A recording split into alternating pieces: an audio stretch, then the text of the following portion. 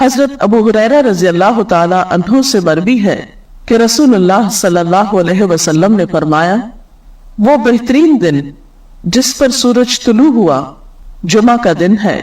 اسی دن حضرت آدم علیہ السلام تخلیق کیے گئے، اسی دن جنت میں داخل کیے گئے اور اسی دن وہاں سے نکالے گئے، اور قیامت واقع نہیں ہوگی مگر جمعہ کے دن۔ تو اس سے پتہ چلتا ہے کہ جمعہ کا دن اسلامی تاریخ میں اہمیت کا حامل ہے۔ اس دن میں سب سے اہم کام جو ہمیں کرنا ہے وہ نماز جمعہ کا اہتمام ہے۔ نماز جمعہ مردوں کے لیے ایک فرض عبادت کی حیثیت رکھتی ہے۔ حضرت جابر رضی اللہ تعالی عنہ سے روایت ہے کہ رسول اللہ صلی اللہ علیہ وسلم نے فرمایا، جو شخص اللہ اور یوم آخرت پر ایمان رکھتا ہو اس پر جمعہ کے دن جمعہ پڑھنا فرض ہے، سوائے مریض کے، مسافر کے، عورت، بچے یا غلام کے۔ جو شخص کھیلنے یا تجارت میں بے پرواہ ہو اللہ بھی اس سے بے پرواہ ہو جاتا ہے، اور اللہ تعالیٰ بے نیاز تعریف والا ہے۔ تو اس سے پتہ چلتا ہے کہ جمعہ اپنی نماز جمعہ کے اعتبار سے بہت اہمیت کا حامل ہے، اور سوائے شرعی عذر کے جمعہ کو چھوڑ دینا انسان کے لیے محرومی کا سبب ہے، ایک بہت بڑی خیر سے۔ عام طور پر انسان تجارت اور کھیل کود میں مشغول ہو کر نماز جمعہ سے بے پرواہی برتتا ہے، لیکن ایسا کرنا خود انسان کے اپنے ہی لیے نقصان دہ ہے۔ جمعہ کا دن ایک خاص گھڑی ہوتی ہے جس میں انسان کی دعائیں قبول ہوتی ہے۔ حضرت ابو ہریرہ رضی اللہ تعالی عنہ سے روایت ہے، رسول اللہ صلی اللہ علیہ وسلم نے جمعہ کے دن کا ذکر کیا تو ارشاد فرمایا، اس میں ایک ایسی گھڑی ہے کہ جس مسلمان بندے کو وہ میسر آ جائے اور وہ کھڑا ہوا نماز پڑھ رہا ہو تو وہ اللہ سے جس چیز کا سوال کرتا ہے اللہ تعالیٰ اسے ضرور عطا فرما دیتا ہے۔ اور آپ نے اپنے ہاتھ سے اس گھڑی کے مختصر ہونے کا ارشاد فرمایا کہ وہ بہت لمبا یا طویل وقت نہیں ہوتا بلکہ وہ ایک مختصر سی گھڑی ہوتی ہے۔ مسلم کی ایک حدیث کے مطابق وہ گھڑی امام کے منبر پر بیٹھنے سے نماز جمعہ کے ختم ہونے تک ہے، اور ترمذی کی حدیث کے مطابق یہ گھڑی عصر سے لے کر سورج غروب ہونے تک تلاش کی جائے۔ اس سے پتہ چلتا ہے کہ یہ دو اوقات خاص طور پر جمعہ کے دن اہم ہیں جن میں اللہ تعالیٰ کا ذکر اور عبادت کی جانی چاہیے۔ نماز جمعہ کے علاوہ کچھ اور کام بھی جمعہ کے دن خاص اہتمام کے ساتھ کیے جانے چاہیے۔ ان میں سب سے پہلی چیز طہارت و پاکیزگی کا اہتمام اور اس کے لیے غسل کرنا۔ حضرت ابو سعید خدری سے روایت ہے کہ رسول اللہ صلی اللہ علیہ وسلم نے فرمایا، جمعہ کا غسل ہر بالغ شخص پر واجب ہے، یعنی اس سے اس کی اہمیت کا اندازہ ہوتا ہے۔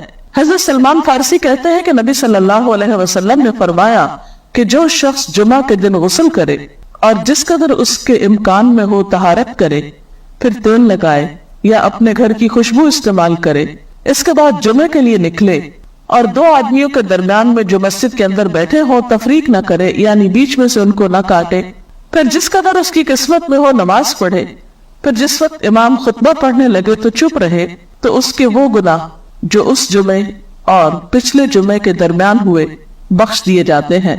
حضرت اوس بن اوس سے روایت ہے کہ رسول اللہ صلی اللہ علیہ وسلم نے فرمایا، تمہارے دنوں میں سب سے فضیلت والا دن جمعہ کا دن ہے، پس تم اس دن مجھ پر کثرت سے درود بھیجا کرو، اس لیے کہ تمہارا درود مجھ پر پیش کیا جاتا ہے۔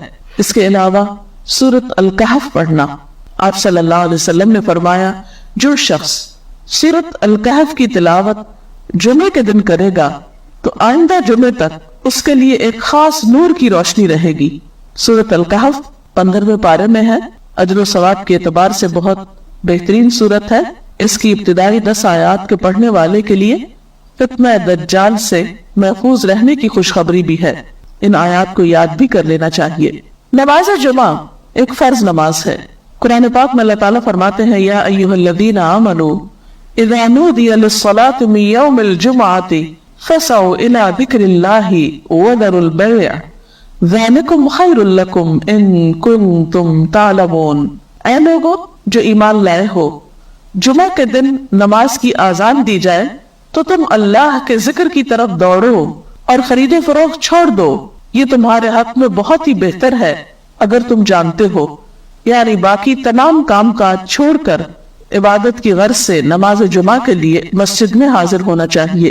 آپ صلی اللہ علیہ وسلم نے نماز جمعہ کی فضیلت بیان کرتے ہوئے فرمایا، جس نے وضو کیا اور اچھے طریقے سے وضو کیا، کیونکہ بعض اوقات ہم تیزی میں وضو کرتے ہیں، کونیاں خشک چھوڑ دیتے ہیں، یا پاؤں کی ایڑیاں خشک رہ جاتی ہیں، یا اسی طرح چہرے کو پوری طرح نہیں دھوتے یا صاف نہیں کرتے، تو اس سے وضو صحیح طور پر مکمل نہیں ہوتا۔ تو آپ صلی اللہ علیہ وسلم نے اچھی طرح وضو کرنے کا حکم دیا، فرمایا کہ پھر وہ شخص جمعہ پڑھنے کے لیے آئے اور کان لگا کر خطبہ سنے اور خاموش رہے، تو اس کے اس جمعے سے دوسرے جمعے کی درمیانی مدت اور مزید 3 دن کے گناہ معاف کر دیے جاتے ہیں۔ اس میں ہم دیکھ رہے ہیں کہ خاص طور پر خطبہ کے وقت خاموشی کا ذکر ہے، کیونکہ اس وقت توجہ کے ساتھ بات سننا نہایت ضروری ہے۔ ایک اور حدیث میں یہ بھی آتا ہے کہ اگر کوئی شخص کسی دوسرے کو خطبے کے دوران یہ کہتا ہے کہ تم چپ ہو جاؤ، یعنی چپ کرانے کے لیے بھی بولتا ہے، تو اسے بھی ایک لغو بات شمار کیا گیا اور ناپسندیدہ قرار دیا گیا۔ نماز جمعہ نہ پڑھنے والوں کے لیے آپ نے وعید بھی سنائی۔ حضرت ابو ہریرہ اور حضرت ابن عمر سے روایت ہے، انہوں نے رسول اللہ صلی اللہ علیہ وسلم کو اپنے منبر کے تختوں پہ یہ فرماتے ہوئے سنا کہ لوگ جمعے چھوڑنے سے باز آ جائیں، ورنہ اللہ تعالیٰ ضرور ان کے دلوں پہ مہر لگا دے گا، پھر وہ یقیناً غافل لوگوں میں سے ہو جائیں گے۔ اور غافل دل تو پھر ایک بیمار دل ہوتا ہے، انسان کے اپنے ہی لیے تکلیف دہ ہوتا ہے۔ حضرت ابن مسعود سے روایت ہے کہ نبی صلی اللہ علیہ وسلم نے ان لوگوں کے بارے میں فرمایا جو جمعے سے پیچھے رہتے ہیں کہ میں نے ارادہ کیا کہ کسی شخص کو حکم دو جو لوگوں کو نماز پڑھائے، اور میں جا کر آگ لگا دوں ان لوگوں کے گھروں کو جو جمعے سے پیچھے رہتے ہیں، یعنی اپنے گھروں میں ہی رہتے ہیں اور نماز کے لیے مسجد نہیں آتے۔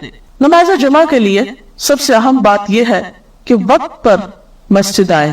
حضرت عبداللہ سے روایت ہے کہ ایک شخص گردنیں پھلانگتے ہوئے جمعے کو آیا اور رسول اللہ صلی اللہ علیہ وسلم خطبہ پڑھ رہے تھے، تو آپ نے فرمایا بیٹھ جاؤ، تم نے لوگوں کو اذیت دی، یعنی دیر سے آنا اور پھر گردنیں پھلانگ کر آگے جانا اور جگہ تلاش کرنا، یہ دوسروں کے لیے اذیت اور تکلیف کا سبب ہے۔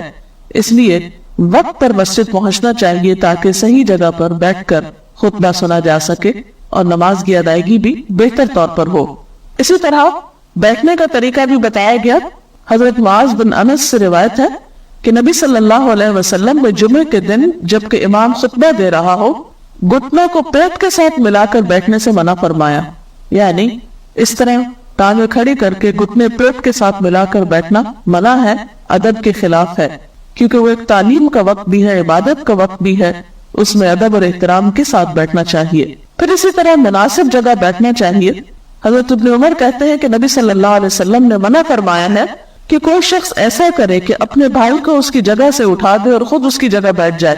کہا گیا کہ صرف جمعہ میں؟ فرمایا جمعہ اور اس کے علاوہ اور موقعوں پر بھی، یعنی کوئی شخص یہ نہیں کر سکتا کہ جمعہ کے دن خود تو دیر سے آیا پھر آ کر کسی اور کو اٹھا کر اس کی جگہ پر بیٹھے، اور ویسے بھی یہ ایک بد اخلاقی کی حرکت ہے۔ جمعہ کے علاوہ دوسرے موقعوں پر بھی اس کا لحاظ رکھنا چاہیے۔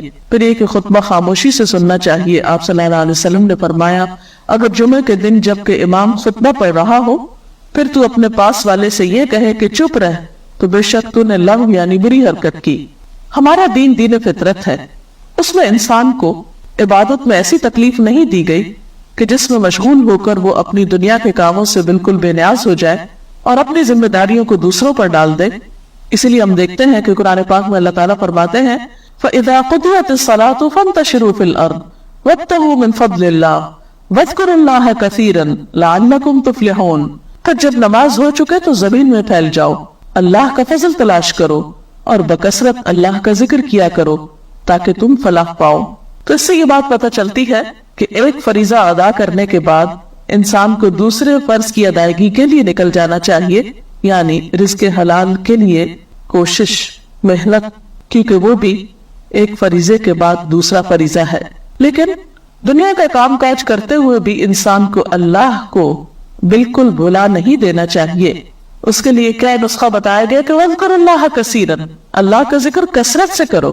یعنی انسان اپنے کام کاج میں بھی جب خاموش لمحات آئیں تو سبحان اللہ، الحمدللہ، اللہ اکبر، کوئی بھی تسبیح اپنی زبان سے کر سکتا ہے۔